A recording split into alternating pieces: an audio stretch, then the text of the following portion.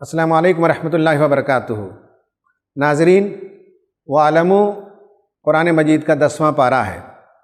اس پارے میں 2 صورتیں آئی ہیں، سورہ انفال اور سورہ توبہ۔ اس پارے میں جو تھیمز آئے ہیں ان پر ہم انشاءاللہ ایک نظر ڈالیں گے۔ اس پارے میں 3 ہی تھیمز آئے ہیں۔ پہلا تھیم ہے review of battle of Badr continued. گزشتہ پارے میں بھی انفال کا کچھ حصہ آیا ہے اور اس پارے میں بھی اس کا بقیہ حصہ آیا ہے، اور سورہ انفال میں جنگ بدر پر تبصرہ ہے، اور اس میں بتایا گیا کہ مدینے میں مسلمان جب چلے گئے تو مشرکین عرب آپ صلی اللہ علیہ وسلم کو چین سے بیٹھنے نہیں دیا اور کوئی نہ کوئی بہانہ تلاش کرتے تھے اٹیک کرنے کے لیے۔ اور جب معلوم ہوا کہ وہ لشکر تیار کر رہے ہیں تو نبی کریم صلی اللہ علیہ وسلم نے بھی اپنی ایک چھوٹی سی جمعیت تھی، اس کا لشکر تیار کیا، اور سواریاں کم تھیں، ہتھیار کم تھے، لیکن ایمان سے سرشار اور جذبے سے معمور تھے۔ نبی کریم صلی اللہ علیہ وسلم مدینے سے بدر کے مقام تک کا سفر کیا، اور مکہ سے لوگ بدر کے مقام پر ملاقات ہو گئی، اور وہاں اسلام کی پہلی جنگ ہوئی، اور یہ فیصلہ کن جنگ تھی۔ اس میں حق واضح ہو جائے اور باطل کا باطل ہونا واضح ہو جائے۔ مکہ سے مشرکین بہت ہی غرور کے ساتھ، تکبر کے ساتھ، ریاکاری کے ساتھ چلے تھے، اور اپنے آپ میں یہ سمجھ رہے تھے کہ ہم مدینے کی چھوٹی سی ریاست کو پیس کر رکھ دیں گے، لیکن اللہ تبارک و تعالیٰ نے فرشتوں کا نزول فرمایا، اور انہیں کیا معلوم تھا کہ مسلمان کتنی زبردست ایمانی جذبے سے سرشار اور کیسی قوت رکھتے ہیں، اور اللہ تعالیٰ کی نصرت، غیبی نصرت بھی آئی، اور وہ جنگ مسلمانوں نے جیت لی۔ اس میں کفار کے بڑے بڑے سردار مارے گئے۔ یہ بہت ہی تاریخی وکٹری ہے مسلمانوں کے لیے۔ اس میں تا قیامت سبق ہے کہ حق و باطل کی کشمکش ہمیشہ ہوتی رہے گی، اور حق کے علمبرداروں کو اپنے حق ہونے پر پورا یقین ہونا چاہیے، اور اگر ان کے پاس وہ مورل اسٹرینتھ ہو، وہ ایتھیکل اسٹرینتھ ہو، اسپریچول اسٹرینتھ ہو، تو پھر مادی قوت کی کمی کے باوجود وہ مقابلہ کر سکتے ہیں۔ دوسرا جو تھیم ہے وہ idea of 20 is somewhere equivalent to 200۔ ایک آئیڈیا ہے، وہ یہ بتایا گیا کہ بدر پر تبصرہ کرتے ہوئے تم میں سے اگر 20 لوگ ثابت قدم رہیں، پامردی دکھائیں، شجاعت کے ساتھ میدان میں کھڑے رہیں، تو اپنے مقابلے کے 200 لوگوں پر وہ بھاری ہو سکتے ہیں۔ اس کے بعد ہی کچھ آیتوں کے بعد اللہ تعالیٰ نے بتا دیا کہ اب ہم نے اس پروپورشن میں تخفیف کر دی ہے۔ اب اگر وہ ایمان کا جذبہ نہیں ہے، وہ ثابت قدمی نہیں ہے، وہ جذبہ جنون نہیں ہے، تو پھر اس کے بعد اللہ تعالیٰ نے فرمایا کہ اگر تمہارے 100 ہوں تو 200 پر بھاری آ سکتے ہیں۔ یہاں 1:10 کا ریشیو ہے، وہاں 1:2 کا ریشیو بتا دیا گیا، اور یہ لیول آف ایمان کی وجہ سے ہوتا ہے، جسے ہم آگے کی سلائیڈ میں دیکھیں گے۔ اور تیسرا تھیم ہے اس میں treaties dishonoured and stern action announced. Mecca کی ایک ریاست، مدینے کی ایک ریاست تھی، ان دونوں کے درمیان ایک معاہدہ تھا، اور مکہ والوں نے اس معاہدے کو توڑ دیا، تو پھر مدینے کی ریاست کے سردار نبی کریم صلی اللہ علیہ وسلم کو اجازت دی گئی کہ وہ قتال کریں، وہ لڑائی کریں، اب ان کے لیے جنگ کی اجازت دی جاتی ہے۔ یہ وہ 3 بڑے بڑے تھیمز ہیں جن کا ذکر اس پارے میں آیا ہے۔ ان میں سے ایک تھیم جو لیول آف ایمان ہے وہ ایک سلائیڈ میں دیکھ لیجئے، پھر اس کے بعد ہم کیس کے اندر جاتے ہیں۔ ایمان کی مضبوطی، ایمان کی پختگی، ایمان کا بہت ہی بام عروج پر پہنچا ہوا ہونا، اگر یہ صفت مومنوں کے اندر پیدا ہو جائے تو 1:100 کا مقابلہ ہو سکتا ہے۔ وہ کیا چیزیں ہیں؟ نمبر 1 یہ ہے کہ قرآن کے مطالعے سے معلوم ہوتا ہے احسان کا رویہ ہو، یہ ایمان کا حصہ ہے۔ یعنی یہ ہے کہ احسان، وَأَحْسِن كَمَا أَحْسَنَ اللَّهُ إِلَيْكَ، اللہ نے تم پر جیسے جیسے احسان کیا، اس احسان کا بدلہ یہ کہ اس احسان کو پلٹایا جائے نیکیوں کے ذریعے سے۔ اللہ نے آپ کو علم دیا تو علم کے ذریعے سے دنیا کو مالا مال کیجیے، اللہ نے آپ کو دولت دی ہے تو دولت کے ذریعے سے دنیا کو مالا مال کیجیے، یہ ہے وہ چیریٹی۔ نمبر دوسری چیز یہ ہے کہ خشوع، ہمبلنس، یعنی یہ ہے کہ غرور اور تکبر جو مشرکین مکہ اظہار کرتے ہوئے بدر تک آئے تھے، اس کے بالمقابل مسلمانوں کا معاملہ تھا ہمبلنس کا۔ جہاں بھی وہ رہیں ان کے اندر غرور نہیں ہونا چاہیے، تکبر نہیں ہونا چاہیے، ان کے اندر سادگی ہونی چاہیے، ان کے اندر خشوع ہونا چاہیے۔ نمبر تیسرا ہے صبر، پیشنس۔ پیشنس کا مطلب یہ ہے کہ جمے رہنا، اپنے موقف پر جمنا، اپنے عقیدے پر اور اپنے سٹینڈ پوائنٹ میں کہیں بھی ڈائلوٹ نہیں کرنا، کمزوری نہیں دکھانا۔ پھر ایک یہ ہے کہ یقین کا درجہ ہو کہ ہم جس کام میں لگے ہوئے ہیں وہ حق ہے، دنیا مانے یا نہ مانے، تسلیم کرے یا نہ کرے، یہ غالب آ کر رہے گا۔ پھر اس کے بعد تقویٰ، یعنی گاڈ کانشیسنس، یا یہ ہے کہ گاڈ اویئرنس، یا یہ ہے کہ مائنڈفلنس، یہ صفات اگر ہوں تو ایمان کا درجہ بڑھتا ہے۔ اور آخر میں سکسس، یعنی فلاح کا وہ جذبہ ہو۔ قرآن نے بار بار بتایا کہ اہل ایمان کے لیے اس دنیا میں بھی کامیابی ہے اور آخرت میں بھی کامیابی ہے۔ اس دنیا میں کامیابی کے لیے اللہ پر اور رسول پر ایمان، اللہ اور رسول کی اطاعت اور امر بالمعروف نہی عن المنکر کا فریضہ انجام دینا، تقوی پر قائم رہنا، دنیا پرستی سے بچنا، ربا اور اس طرح کے بڑے بڑے جو جرائم اسلام نے بتائے ان سے بچنا، یہ سب اگر کسی گروپ کے اندر پایا جائے تو اس کا مطلب ہے کہ اس گروپ کا ایمان کا درجہ بڑھتا ہے۔ خواتین و حضرات، یہ اس پارے کے تھیمز کا خلاصہ ہے۔ اب ہم اس پارے کے اندر جاتے ہیں اور ایک کی دریافت کرتے ہیں۔ آج جس کی پر ہم بات کریں گے وہ ہے سورہ انفال اور سورہ توبہ۔ ان دونوں صورتوں میں مسلمانوں کو جنگ پر ابھارا گیا، قتال کرنے کی تعلیم دی گئی اور کہا گیا کہ جہاں بھی وہ ملیں ان کے گھات میں لگے رہو، انہیں پکڑو، انہیں مارو، انہیں قتل کرو۔ یہ آیتیں ایسی ہیں کہ جن پر گفتگو کرتے ہوئے آج بہت سے قرآن کے طالب علم گھبراتے ہیں اور وہ نہیں سمجھ پاتے کہ جدید دنیا میں سے کیسے ایکسپلین کیا جائے۔ آج ہم نے اسی کو لیا ہے کہ آیتوں کو سمجھنا ہو تو اسباب النزول کو سمجھنا پڑے گا، background of those verses, Quran میں جو آیتیں آئی ہیں ان کے بیک گراؤنڈ کو سمجھنا پڑے گا۔ اب آپ دیکھیے کہ پہلی بات یہ ہے کہ قرآن از اے لائیو بک، اٹس الائیو، ایک زندہ کتاب ہے اور ہر آن اس کا انگیجمنٹ ہے، فرد سے بھی اور معاشرے سے بھی، اور جب بھی کوئی بندہ پڑھے گا وہ اس سے اپنے آپ کو انگیج کرے گا اور رہنمائی کرے گا۔ Being adaptively compatible wherever and whenever, آپ جہاں ہیں اور جس حالت میں ہیں وہاں قرآن آپ کی رہنمائی کرتا ہے، یہ زندہ کتاب ہونے کی علامت ہے۔ نمبر دو یہ کہ it represents not only doctrines and religious teachings but also a way of life. ابھی 2-3 دن پہلے JNU کے اسٹوڈنٹس سے ایک انٹریکٹیو سیشن رہا، ان میں چھوٹنے کے ساتھ پہلا سوال ایک اسٹوڈنٹ نے یہی کیا کہ اسلام میں جزیہ کیا ہے، ذمہ کیا ہے، جنگیں کیا ہیں؟ تو میں نے اس اسٹوڈنٹ کو یہی بتایا کہ یہ جو آئیڈیا آف ریلیجن ہے وہ آئیڈیا آف ریلیجن اسلام کے بارے میں آپ کو چینج کرنا پڑے گا۔ دنیا میں جب ریلیجن کہا جاتا ہے تو اس میں ایک بھگوان کا تصور، ایک میٹا فزیکل ریالٹی کا آئیڈیا اور دنیا میں جینے کے لیے کچھ رسم و رواج ہوتے ہیں۔ دوسرا ہے اسٹیٹ ہوتا ہے۔ اسٹیٹ کا مطلب یہ ہے کہ اس کا ایک دستور ہے، اس کا قانون ہے، اس کے اندر اکانومی ہے، ایجوکیشن ہے اور جنگیں بھی ہوتی ہیں، معاہدات بھی ہوتے ہیں۔ میں نے کہا کہ اسلام کو سمجھنا ہو تو اس تقسیم کو ختم کر کے وحدت میں، یونٹی میں سمجھنا پڑے گا۔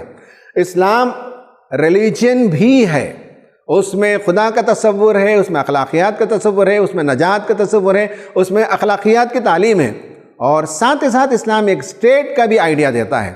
جب وہ اسٹیٹ ہے تو اسٹیٹ ایک نظام دیتا ہے، اسٹیٹ کا ایک دستور ہوتا ہے، اسٹیٹ کی ایک اکنامک پالیسی ہوتی ہے، اسٹیٹ کا ایک ایجوکیشن پروگرام ہوتا ہے، اسٹیٹ میں کبھی جنگیں بھی کرنی پڑتی ہیں، کبھی معاہدات بھی ہوتے ہیں، اور جنگیں جب ہوں تو پھر دنیا میں جیسے جنگیں کی جاتی ہیں ویسے جنگیں ہوتی ہیں. تو یہ میں نے بتایا کہ یہ آئیڈیا آپ کو ذہن سے نکالنا پڑے گا، اور یہ بائیفرکیشن نہیں ہوگا بلکہ اسے یونٹی کے حصے سے تسلیم کیا جائے. تو انفال اور توبہ میں جو باتیں آئی ہیں اسباب النزول بتاتے ہیں کہ وہ ایک اسٹیٹ کے لیے دی گئی تعلیمات ہیں، وہ مدینہ کے اسٹیٹ کے لیے رہنمائی کی گئی ہیں، وہ ہر مسلمان کے لیے انفرادی طور پر قابل عمل باتیں نہیں ہیں. جہاں اسٹیٹ ہو اور اسٹیٹ کو اس طرح کے تھریٹس ہوں تو پھر قرآن بتاتا ہے کہ یہ اور یہ کرنا چاہیے اور یہ نہیں کرنا چاہیے. نمبر 3، does the spirit of Quran clash with the spirit of modernity and humanity.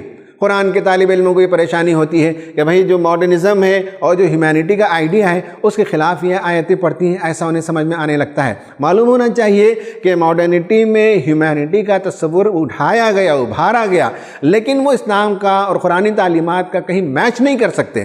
اور موجودہ زمانے میں جو جنگیں ہوتی ہیں انہیں غور سے اگر دیکھیں تو ان جنگوں کے پیچھے یا تو اسٹریٹ اوے آکوپیشن ہوتا ہے، قبضہ جمانا ہوتا ہے، یا یہ ہے کہ ریسورسز چاہیے، کہیں پیٹرول کے کنویں چاہیے، کہیں منرلز چاہیے، کہیں کچھ اور چاہیے، یہ کہیں اسٹریٹجک لوکیشن ہے وہاں بیٹھنا ہے.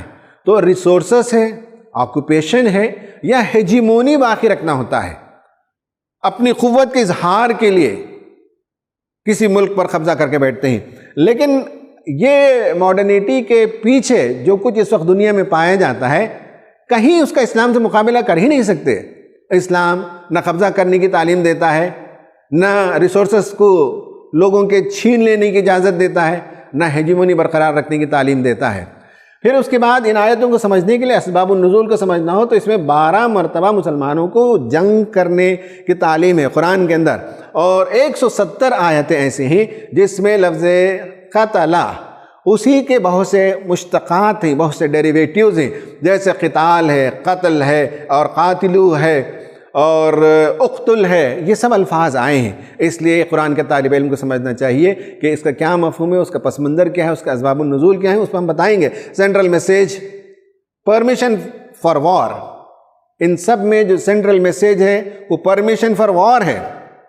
لیکن غور سے دیکھیے آگے، ناٹ دیٹ آف وار ان اور آف اٹ سیلف، جنگ بذات خود مطلوب نہیں ہے. جنگ کی تعلیم دی گئی تو اس کا یہ مطلب نہیں ہے کہ جنگ کرو. تو آپ پوچھیں گے پھر کیا مطلب ہے؟ اس کا مطلب یہ ہے کہ instead it contains a message that upholds strong moral and ethical values. اس میں کچھ مورل ویلیوز ہیں، کچھ ایتھیکل ویلیوز ہیں، اس کی خاطر جنگ ہے. آکوپیشن کے لیے نہیں ہے، ریسورسز کے لیے نہیں ہے، ہیجیمونی کے لیے نہیں ہے، بلکہ بعض ویلیوز ہیں، ان ویلیوز کے لیے جنگیں کی جا سکتی ہیں. نمبر 1 یہ ہے کہ ایمان سب سے بڑی قدر ہے، اسلام سب سے بڑا ویلیو ہے. فیملی سسٹم اسلام میں ایک بڑا ویلیو ہے. اس طرح کے بہت سے ویلیوز ہیں.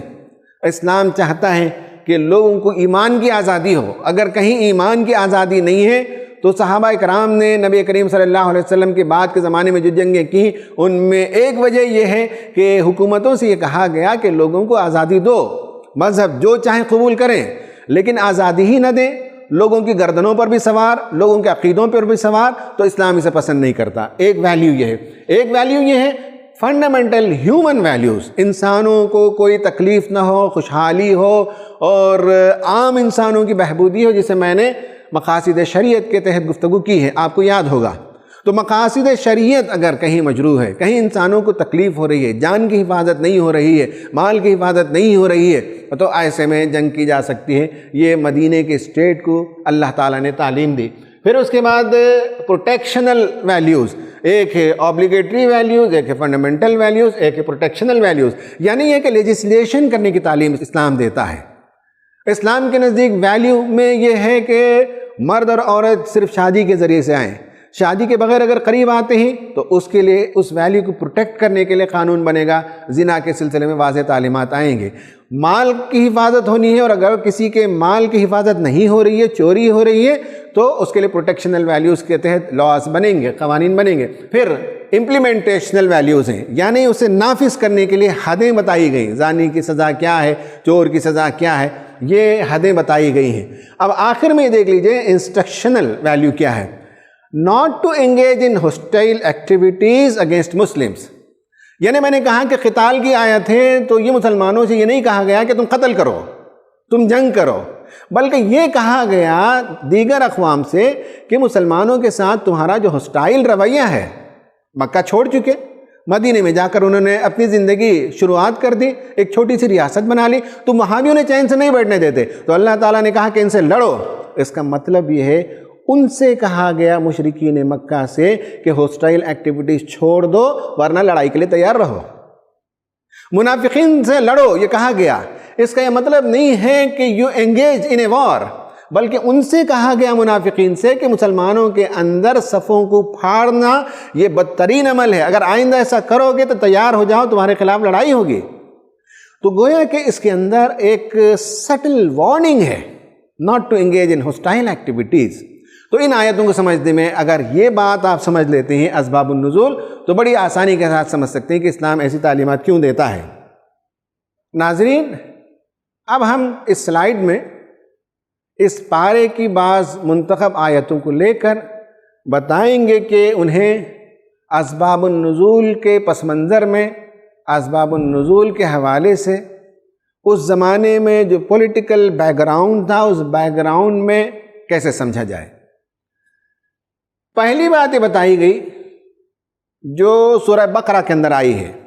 سورہ بقرہ مدینے میں جانے کے بعد یہ آیت نازل ہوئی، اور ہم مطالعہ کر رہے ہیں سورہ توبہ کا، اور سورہ توبہ یہ 9 سنہ ہجری میں نازل ہوئی، یعنی 8-9 سال تک مسلمانوں کو جنگ کی جو تعلیم دی گئی وہ صرف ڈیفنس کی ہے۔ اس کا یہ مطلب نہیں ہے کہ اونلی ڈیفینسو وار ہے، آگے میں تفصیل بتاؤں گا۔ اب دیکھیے کہ بتایا گیا وَقَاتِلُوا فِي سَبِيلِ اللَّهِ الَّذِينَ يُقَاتِلُونَكُمْ، تم سے چونکہ یہ جنگ لڑتے ہیں لہٰذا اب تمہیں اجازت دی جاتی ہے کہ اپنے پروٹیکشن میں، اپنے دفاع میں، اپنے ڈیفنس میں تم بھی ہتھیار اٹھاؤ۔ یہ 2 اسٹیٹ کو اگر آپ سمجھ لیں گے، مکن اسٹیٹ اور مدینہ اسٹیٹ، ان 2 اسٹیٹ کے درمیان جو ہاسٹیلیٹیز تھی، اس میں مکن اسٹیٹ ایگریسر اسٹیٹ تھا، وہ ظلم کرتا تھا۔ مسلمان مکہ کے اندر تھے تب بھی ظالمانہ رویہ، مکہ چھوڑ کر چلے گئے تب بھی چین سے بیٹھنے نہیں دیا جا رہا ہے، اور یہ ایگریسر سے تو اسلام نے بتایا کہ ایگریسر کے آگے گھٹنے ٹیکنا نہیں ہے بلکہ ریزسٹ کرنا اور ریسپونڈ کرنا ہے۔ یہ ایک بات ہے، اور اس میں ایک کنڈیشنل ریسٹرکشن ہے کہ وَلَا تَعْتَدُوا، جوش اور جذبے میں یا قوت اگر آپ کے پاس زیادہ ہے تو اس کا یہ مطلب نہیں ہے کہ حدود کو پھلانگ دیا جائے، بلکہ یہ کہ ڈیفنس کریں، ریزسٹ کریں، اور اتنا ہی کریں جتنا کرنا چاہیے، اور جو نان کمبیٹنٹس ہیں انہیں چھیڑنا نہیں ہے، عبادت گاہوں کو ہاتھ نہیں لگانا ہے، عورتوں کو تکلیف نہیں دینا ہے، بچوں کو تکلیف نہیں دینا ہے، درختوں کو نہیں کاٹنا ہے، کھیتی باڑی کو نہیں جلانا ہے۔ یہ سب تعلیمات ساتھ میں دی گئی۔ اس کے بعد نمبر 2، نو فرسٹ پرنسپل۔ جنگ کی آیتوں میں اسباب النزول کو آپ سمجھ لیجئے، کہا گیا وَلَا تُقَاتِلُوهُمْ عِنْدَ الْمَسْجِدِ الْحَرَامِ حَتَّى يُقَاتِلُوكُمْ فِيهِ وَإِنْ قَاتَلُوكُمْ فَاقْتُلُوهُمْ۔ تمہیں پہلا سٹیپ نہیں لینا چاہیے۔ مسجد حرام کے پاس اگر یہ لڑائی کرتے ہیں، اگر یہ قتال کرنا چاہتے ہیں تو آپ انیشیٹ نہیں کریں گے، لیکن اگر انیشیٹ وہ کر دیا جائے تو پھر آپ ڈیفنس کر سکتے ہیں، آپ بدلہ لے سکتے ہیں۔ یہ دوسرا پرنسپل بتایا، نو فرسٹ پرنسپل۔ تیسرا یہ بتایا گیا کہ fight to protect freedom of religion and repression. جنگ کے اسباب النزول کو آپ سمجھیے۔ مکہ میں فتنہ تھا، فتنہ کا مطلب ہے پرزیکیوشن۔ پرزیکیوشن کا مطلب یہ ہے کہ اسٹیٹ کو ایک بات پسند نہیں ہے، ایک دین پسند نہیں ہے، ایک آئیڈیا پسند نہیں ہے، تو اسٹیٹ نہیں چاہتا کہ لوگ اس آئیڈیا کو قبول کریں۔ اسلام کہتا ہے کہ اسٹیٹ کی یہ ذمہ داری ہے کہ عوام کو آزادی دی جائے کہ وہ جو چاہیں سوچیں، وہ جو چاہیں راستہ اختیار کریں۔ اگر انہیں لگے کہ یہ قرآنی تعلیمات خدائی تعلیمات ہیں، یہ ڈیوائن گائیڈنس ہیں، اور یہ انسان کے دنیا اور آخرت دونوں زندگی میں کام آنے والی چیزیں ہیں، تو انہیں فریڈم ہونی چاہیے، فریڈم آف چوائس ہونا چاہیے۔ یہ اسلام نے کہا الفتنۃ اشد من القتل۔ لڑائی تم کو بری لگتی ہے، لیکن لڑائی سے زیادہ بری چیز پرزیکیوشن ہے، فتنہ ہے۔ آزادی کو روکنا ہے، ظلم روا رکھنا ہے، لوگوں کے عقیدوں پر بھی کنٹرول کرنا، یہ اسلام پسند نہیں کرتا۔ ان آیتوں کو سمجھنے میں اس کو بھی یاد رکھے، ڈیفنس آف ہیومینٹی، یہ defence for human rights, not for the identity of Islam. یہ جو جنگوں کی اجازت دی گئی ہے، آپ اچھی طرح سے سمجھ لیجئے کہ یہ کوئی ریلیجیس آئیڈینٹی کے پروٹیکشن کے لیے نہیں ہے، ہیومن رائٹس کے لیے ہے۔ اب آیت دیکھ لیجئے جس میں قرآن نے بتایا کہ وہ جو کفار و مشرکین تھے ان کے ساتھ لڑائی کرنے کی اجازت دی گئی، اور اس کی وجہ یہ ہے کہ انہوں نے عورتوں کو گھر سے نکالا، بچوں کو گھر سے نکالا، لوگوں کے مال لوٹ لیے۔ تو ہیومن رائٹس کا پروٹیکشن یہ بہت اہم ہے۔ اس کے بعد آپ دیکھیں fight with people of book, اہل کتاب سے لڑنے کے بارے میں کہا گیا۔ اب ان آیتوں کو لے کر یہ سمجھتے ہیں کہ قرآن کی ان آیتوں کے ہوتے ہوئے کیسے دنیا میں امن قائم ہو سکتا ہے۔ اب آپ دیکھ لیجئے کہ قرآن نے یہ جو باتیں کہی وہ دو ریاستوں کے درمیان کے ہاسٹیلیٹی کے پس منظر میں بیان کی ہیں۔ اگر یہ دو اسٹیٹ کا تصور نہیں ہے، ہاسٹیلیٹیز نہیں ہیں، تو پھر آپ کے لیے دیگر تعلیمات قرآن میں موجود ہیں۔ یہ تو پرٹیکولر کنڈیشن میں، یہ پولیٹیکل سینیریو میں یہ آیتیں رہنمائی کرتی ہیں نبی کریم صلی اللہ علیہ وسلم کی اور صحابہ کرام کی۔ اہل کتاب سے لڑنے کی جو بات ہے وہ اچھی طرح سے سمجھ لیجئے کہ مسلمان مدینے میں طاقتور ہو گئے، پھر مکہ فتح ہو گیا، پھر عریبین پیننسولا یہ بھی فتح ہو گیا، اور اس میں بہت سے قبیلے ڈاؤن ہو گئے، قریش ڈاؤن ہو گئے، مدینے میں بنی قینقاع جلا وطن کر دیے گئے، بنو قریظہ وہ بھی ہجرت کر گئے، بنو نذیر اپنی کیے کی پاداش میں سزا پا چکے، اور بہت سے قبیلے بنو حوازن، بنو ثقیف، ان سب نے سرنڈر کر دیا۔ تو اسلامی ریاست پھیل گئی۔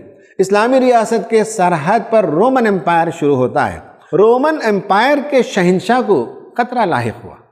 نبی کریم صلی اللہ علیہ وسلم نے لیٹر بھی بھیجا، اس نے اس لیٹر کو پھاڑ کر پھینک دیا۔ تو آپ نے موبلائز کیا اور فوج کو تیار کیا اور جنگ تبوک کی تیاری کی۔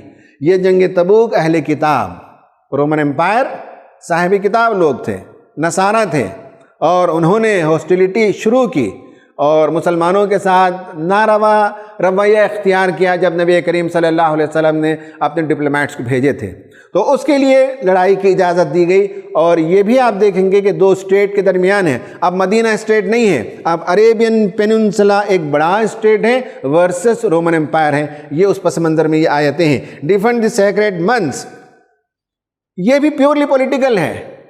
کچھ حرام مہینے تھے، ان حرام مہینوں میں لڑنا جائز نہیں تھا، ان حرام مہینوں کی حرمت کو باقی رکھنا چاہیے تھا۔ لیکن مکے کے لوگوں نے کیا کیا تھا؟ مکے کے لوگوں نے بتایا اللہ تعالیٰ نے کہ ان عدت الشہور، کہ مہینے جو ہے وہ اللہ تعالیٰ کے نزدیک 12 ہی ہیں، اور ان میں سے 4 کو اللہ تعالیٰ نے حرام مہینے قرار دیا۔ لیکن مکے کے لوگ تھے کہ ان 4 مہینوں کو خلط ملط کرتے تھے۔ ان سے کہا گیا کہ یہ ناروا طریقہ ہے، ابراہیم علیہ السلام کے زمانے سے جو سسٹم چلا آ رہا ہے اس میں تم چینج لا رہے ہو۔ تو اس لیے فرمایا گیا کہ لڑائی کرو۔ اب آپ اس کے الفاظ ایک ایک نکال کر دیکھیں گے تو اس میں مسجد حرام کا لفظ ملے گا، اس میں حرام مہینے ملیں گے، اس میں مکے کے لوگوں سے لڑائی کرنے کی بات کہی گئی۔ اس پیورلی پولیٹیکل سینیریو میں یہ باتیں آئی ہیں۔ تو یہ وہ اسباب النزول ہیں جس کے پس منظر میں ان آیتوں کو سمجھنا چاہیے۔ آئیے ہم ان باتوں کے لیے ایک ایکسپرٹ اوپینین لیتے ہیں مولانا عنایت اللہ سبحانی صاحب سے، جو مفکر بھی ہیں، مفسر بھی ہیں۔ ان سے پوچھتے ہیں کہ قرآن کی یہ جو آیتیں ہیں، ان آیتوں میں لڑنے کی جو اجازت دی گئی ہے، کیا یہ وائلنس کی تعلیم ہے یا اس کے پیچھے کوئی اور حکمت ہے؟ بسم اللہ الرحمن الرحیم۔ آج ہمیں سورہ انفال اور سورہ توبہ کے بارے میں کچھ باتیں عرض کرنی ہیں۔ پہلی بات تو یہ معلوم ہونی چاہیے کہ غزوہ بدر، سورہ انفال جس میں غزوہ بدر کا تفصیلی ذکر ہے، یہ غزوہ بدر نبی صلی اللہ علیہ وسلم کی طرف سے اس کی ابتدا نہیں ہوئی تھی، بلکہ مشرکین مکہ نے مدینے پر حملہ کرنے کی پلاننگ کی تھی۔ تو اللہ تعالیٰ نے اپنے نبی سے فرمایا کہ ان کا مقابلہ کریں، ان کا سامنا کریں۔ اس سلسلے میں یہ بات جو مشہور کی گئی ہے کہ مسلمانوں نے ان کے تجارتی قافلے کا گھراؤ کرنے کی کوشش کی تھی، جس کے نتیجے میں قریش کو جوش آیا تھا اور انہوں نے مدینہ کا رخ کیا تھا۔ یہ بات صحیح نہیں ہے۔ صحیح بات یہ ہے کہ ان کو مدینہ پر حملہ کرنے کا کوئی بہانہ نہیں مل رہا تھا، تو انہوں نے اس موقع سے فائدہ اٹھاتے ہوئے یہ مشہور کیا کہ ہمارا تجارتی قافلہ خطرے میں ہے، اس لیے ہمیں بڑھ کر کے ان کی حفاظت کرنی ہے۔ اس طرح سے انہوں نے مدینہ کا رخ کیا۔ لیکن صحیح بات یہ ہے کہ وہ اسلام کے خلاف خونریزی کرنا چاہتے تھے، اسلام کی طاقت توڑنا چاہتے تھے، اور ان کو یہ بہانہ حاصل ہو گیا جس کا نبی صلی اللہ علیہ وسلم سے مسلمانوں سے کوئی تعلق نہیں تھا۔ تو قریش نے مدینہ کا رخ کیا اور اللہ تعالیٰ کے حکم سے نبی صلی اللہ علیہ وسلم اپنی فوج کے ساتھ بدر کی طرف روانہ ہوئے۔ بدر میں دونوں فوجوں کا مقابلہ ہوا۔ یہاں پر یہ بات بھی قابل ذکر ہے کہ اللہ تعالیٰ نے اس سورہ میں غزوہ بدر کی تفصیلات جو بیان کی ہیں، ان میں یہ بھی فرمایا ہے کہ اعدوا لهم ما استطعتم من قوة، جتنی قوت تم فراہم کر سکتے ہو ان کے لیے فراہم کرو، ترہبون بہ عدو اللہ وعدوکم، جس سے کہ اللہ کے دشمنوں کے دل میں ہیبت بیٹھے اور وہ تمہاری طرف رخ کرنے کی ہمت نہ کریں۔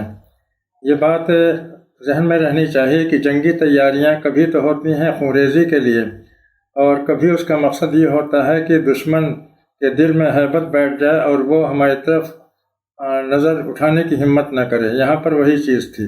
اسلام میں اصل چیز جنگ نہیں ہے، بلکہ اصل چیز امن ہے اور صلح ہے، اور اسلام نے ہمیشہ وہیں پر جنگ کے لیے پیش قدمی کی ہے جہاں پر کہ دشمن کی طرف سے ان کو خطرہ ہوا ہے۔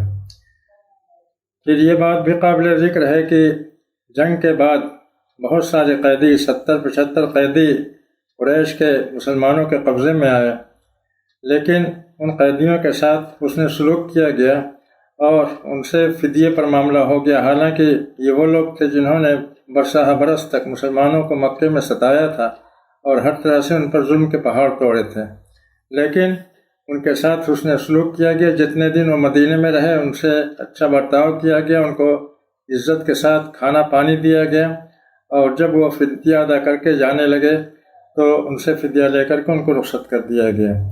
اور اسی سورہ میں ان کو مخاطب کر کے یہ فرمایا گیا، یا ایھا النبی قل لمن فی ایدیکم من الاسریٰ، اپنے قبضے میں جو قیدی ہیں ان سے کہہ دو، ان یعلم اللہ فی قلوبکم خیرا یؤتکم خیرا مما اخذ منکم، یعنی اللہ تعالیٰ تمہارے دل میں اگر خیر پائے گا تو تمہیں اس کا اچھا انعام دے گا، جو کچھ تم سے لیا گیا اس سے بہتر عوض تم کو عطا کرے گا۔ یہاں پر یہ سورہ انفال ہوئی، اس کے بعد پھر سورہ توبہ ہے۔ سورہ توبہ میں فتح مکہ کا ذکر ہے، غزوہ حنین کا ذکر ہے۔ یہ دونوں جنگیں قریش سے ہوئی تھیں۔